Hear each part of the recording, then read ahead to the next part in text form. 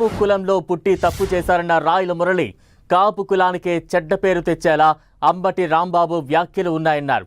సభ్య సమాజం తలదించుకునేలా అంబటి బూతులు మాట్లాడారని అన్నారు. రాంబాబును కొట్టలేక తానే చెప్పుతో కొట్టుకుంటున్నారని రాయల మురళి చెప్పుతో కొట్టుకున్నారు. ఈ రోజు తెలుగు రాష్ట్రాల్లో కాదు ప్రపంచ దేశాల్లో నీ కటౌట్లకు నీ చిత్రపటాలకు చెప్పులతో కొడుతున్నారా?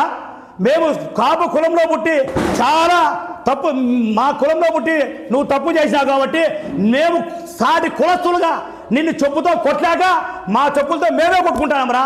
యూజ్లెస్ ఫెలో బ్రోకర్గా ముఖ్యమంత్రి గారు మీరు క్షమాపణగా మేము ఒకటే చెప్తున్నాం. మేము దయచేసి మీ సహనాన్ని మీ ఓపికని మీరు అద్దులు ఉన్నాయో కానీ మాకైతే అద్దులు లేవు. చాలా బాధాకరమైన విషయం. ఈ రాష్ట్రం కోసం నిరంతరం పనిచేసే మీరు మిమ్మల్ని ఇలా దూషిస్తూ ఉంటే మేము చాలా బాధపడుతున్నాం. ఈ రాష్ట్రంలో సిగ్గు తెచ్చుకుంటున్నాం. శ్రీకృష్ణదేవరాయలు గారు ఎన్నో సంవత్సరాల క్రితం కట్టిన చెరువులు ఆయన పేరు ఈ రోజు వరకు కూడా తలుచుకుంటున్నారు. మా కాపు కులంలో పుట్టి తప్పు చేసినవరా యూజ్లెస్ ఫెలో, నిన్ను చెప్పుతో కొడితే మాకు పాపము.